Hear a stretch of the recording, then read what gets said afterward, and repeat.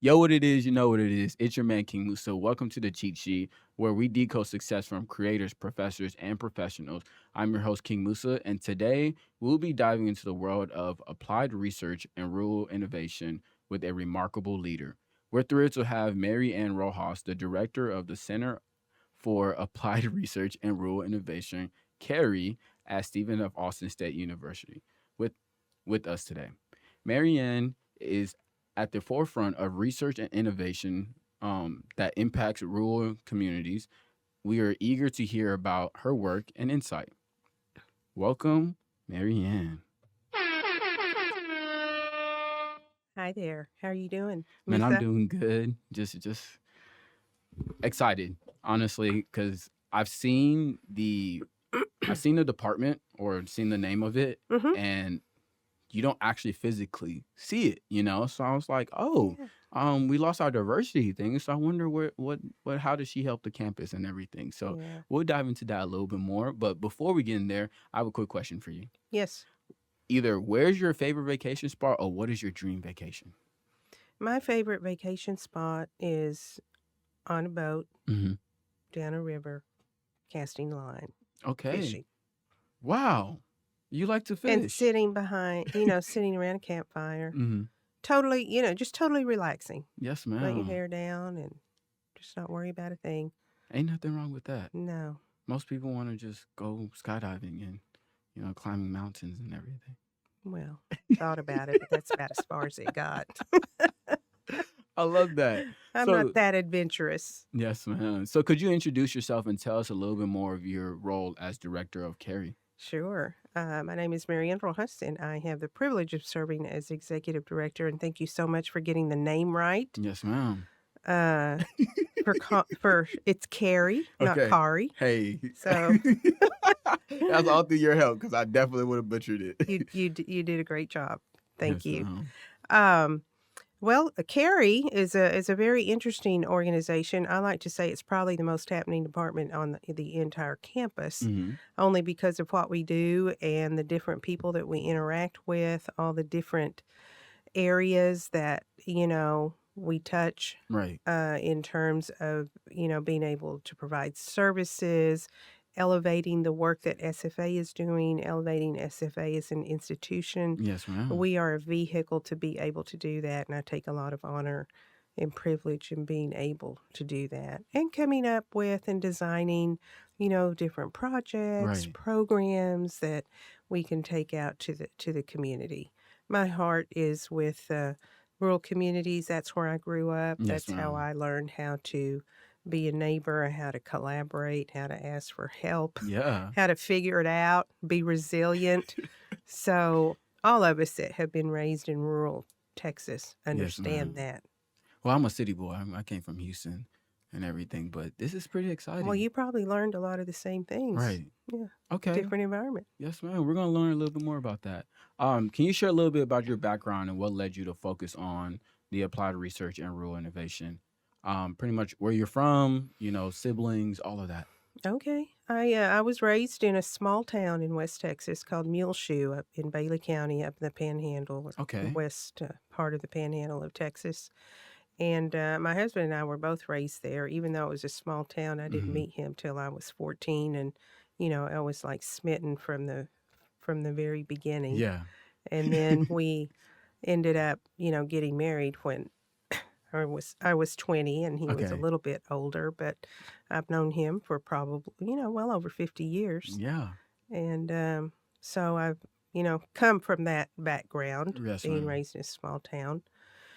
Um, Married, had kids, Hmm. didn't go to college till I Really? was 30 something Okay. and finished while, working a full time job and raising kids and That's inspiring. having a husband and a family Hmm.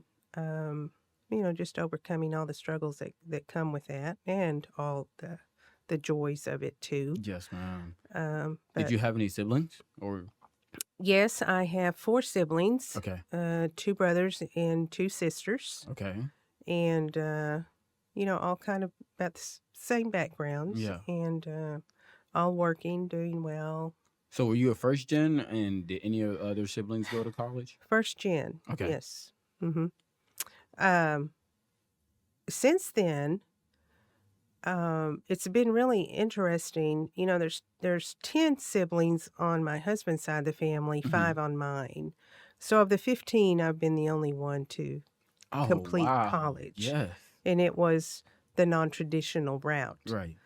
Uh, but since then, our kids have graduated college, Yes, ma'am. and it's just been, such a joy to see that. Right. Um, but I was always never had any problem finding work, Hmm. and work is just a part of life. And but around age 30, Yes, I ma'am. realized that, gosh, I want so much more for my kids, and I want them to be able to go to college, Right. and having that inspiration. Hmm. uh, just an article I saw in the paper one day that talked about women and education, and Yeah. usually the education of the mother will translate into how high the kids get We'll educated, or go. how high Yeah. they go. Yes, ma'am. So, um, just a lot of things that kind of happened at the same time, and Yeah. being in a job where that's all it was, and I wanted more out of it and to Hmm. do more. And so I just, decided I'm going to go to college, and I went, not Yes, knowing, ma'am. clueless about how to do it. I just walked on campus and said, "Hey, how do I do this?" So, Right. and fortunately, having a good advisor to tell me, Yes. this is what you need to do, and really holding my hand through the whole Hmm. process. So that's been great. Absolutely. What a leader. Yes, ma'am. So what are some of your personal interests outside of, the director and the schoolwork stuff? My family. Okay. We're also raising our 3-year-old great grandson, Great grandson. and he is Yeah. amazing. So Yes, he ma'am. really keeps us on our toes. Okay. Yeah, Outside of family, do you got anything else you like to do? You ever like crocheted? You like I going do not fishing? crochet. There gotta I be do something like else you I like do to like the do. fishing. Okay. I do love road trips. Okay. I think I was a, long haul truck driver in another life or something, because I'm consistently on the road, it Yeah. seems like, but it doesn't bother me at all. I'd much rather drive than fly or Mm, any other form of okay. transportation. Okay. There's nothing. Yeah, You're not afraid of the sky, are you? Are you afraid of planes? I'm not afraid of planes. Okay. I just have to make sure. My Yeah. mom is afraid of planes, so she won't Oh, get on one. yeah. Yeah. No, I'm not afraid of them, but I feel much safer with my feet on the ground. Let me put it that way. Yes, ma'am. So let's go ahead and dive into your career. What is the main objective and initiative or carry under your leadership? Our main objective is to be able to leverage our talent, our resources, Hmm. um, directly or indirectly, of the university, to help our rural communities to thrive Right. and be more competitive in the economy. Yes. So we want to play a role in a brighter future for East Texas, deep East Texas. Yes, ma'am. What initiatives have y'all kind of started and projects y'all worked We on? do several things at CARRI. Hmm. We provide scholarships to rural students. Yes, If ma'am. you are living in any of the 12 counties in our deep East Texas region, Right. you are eligible for a scholarship. We also fund faculty research projects, Okay. and we want to see projects that are going to lead to some type of economic impact, Hmm. whether it's direct impact by helping to create jobs, improving skills, Right. but also helping our region and our community in a number of ways, whether it's by bringing them together. And we have we have some influence in convening Hmm. and bringing people together, Yes. and them sharing their ideas. And it's just fascinating to see people that have an interest in growing their community, Hmm. come together as one and decide, hey, these are the issues that we want to work on, and this is what can help make us better. Yes, And for ma'am. SFA to have a role in that, Carrie to help, facilitate services, Right. uh, help generate ideas and solutions, Hmm. Um, you know, it just gives me a lot of pride to be able to do that. And I just love being able to design programs and projects that are going Right. to help people. Yes, ma'am. So do y'all actually get interaction from people in the community? Like if there's somebody that doesn't go to SFA or they're in Nacogdoches and stuff like that and they come to your office, would y'all be able to help them or was it Oh, more just absolutely. SFA? Okay, cool. Yeah. And another exciting thing that's happening, we are renovating a building Hmm. out on the Stallings Loop. Okay. And it's the old SRC building, the Science Research Center. Hmm. I wasn't here then, but I know that's what it was called Yes, previously. ma'am. But we will be turning that into an innovation center, and it should be open by springtime of next year. Super excited about that. Yeah. Really excited about having a lot of activity there. So you will be able to help us Right. to get the word out Yes, and let ma'am. students know. We're going to have a cyber lounge there, break Yeah. area, conference areas, classrooms. If a professor wants to go hold a class there, Right. he or she can do that.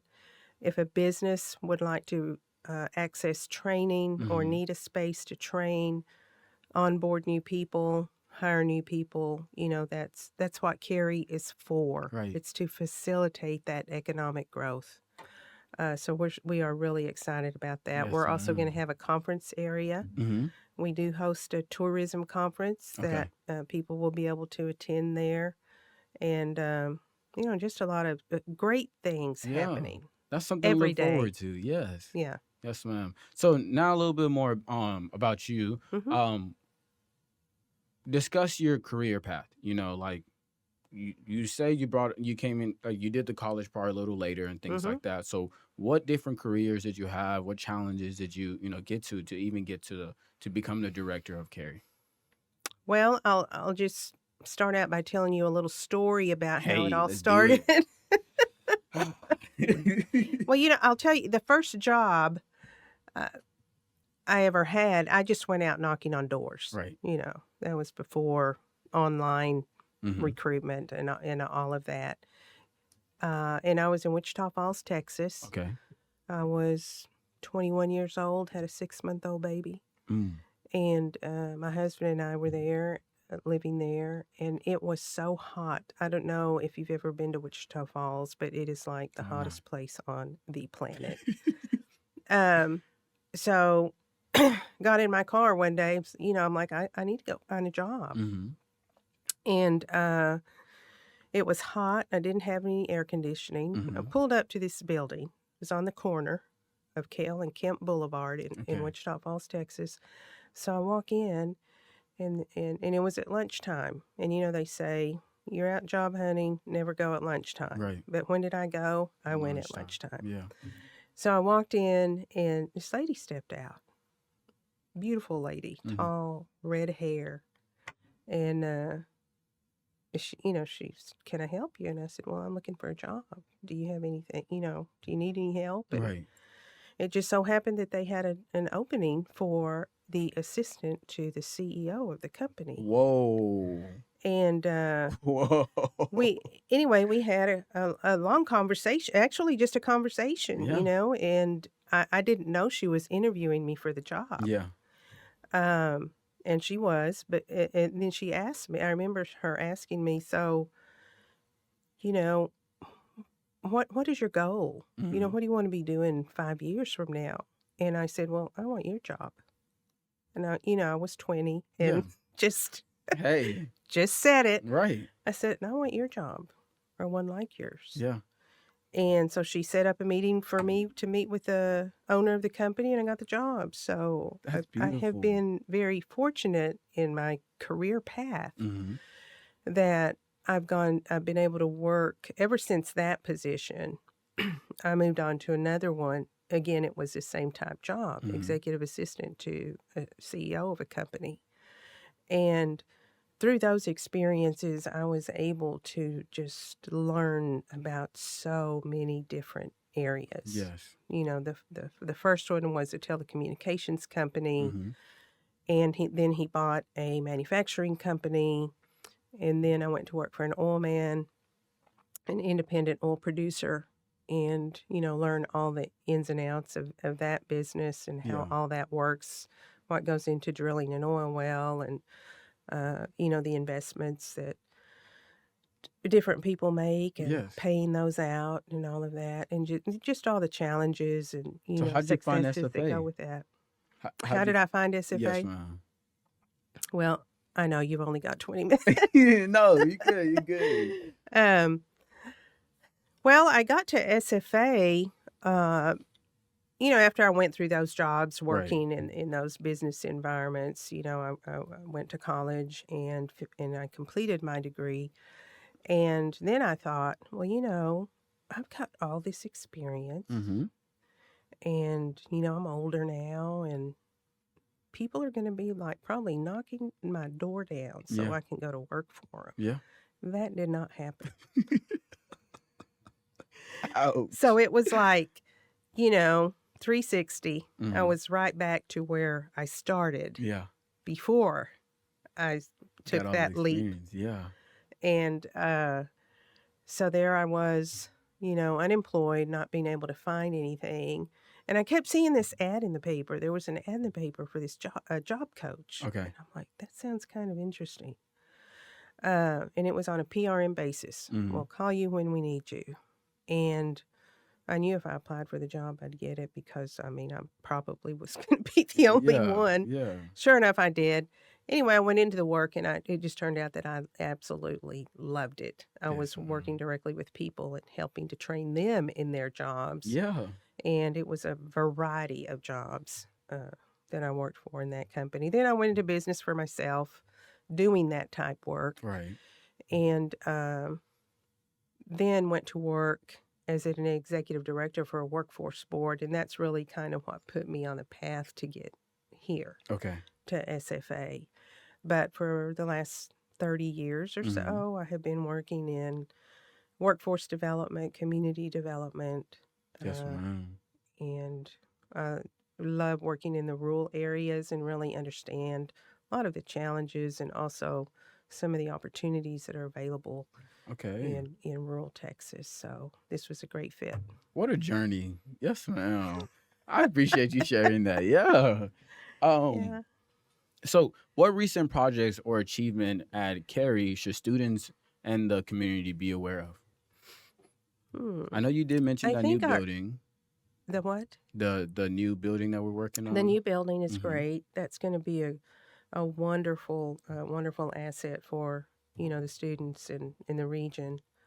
I think some of the specific projects Mm-hmm. that we work on, one program or initiative that we have is hiring interns, Mm-hmm. and we place them out in these rural counties. Okay. So we've had some interns that have really, I think they all enjoy their assignments. Um, but some are a little more complex than others because you're going to work in typically rural governments Right. where in rural counties, a lot of times the county judge, who's the CEO of the county, Mm-hmm. also wears many hats. Mm. So you're exposed to learning a lot of different areas. And it really just, is eye opening for students to be able to apply what they've known and learned in the classroom Yeah. out there in the real world. So, really proud of the internship program. Yes, ma'am. CARRI interns. It's a way to CARRI go. interns. Yes, ma'am. It rings. It Yeah. is just smooth to say. Uh-huh. So what important lesson or insight have you gained through the benefits of others' interest in research and rural development? Probably that, things change and a Mm, lot of times they stay the same too. okay. Um, having patience and really understanding who your customer is Right. and, just the pace is a little slower Right. in terms of relationship building and communication. Okay.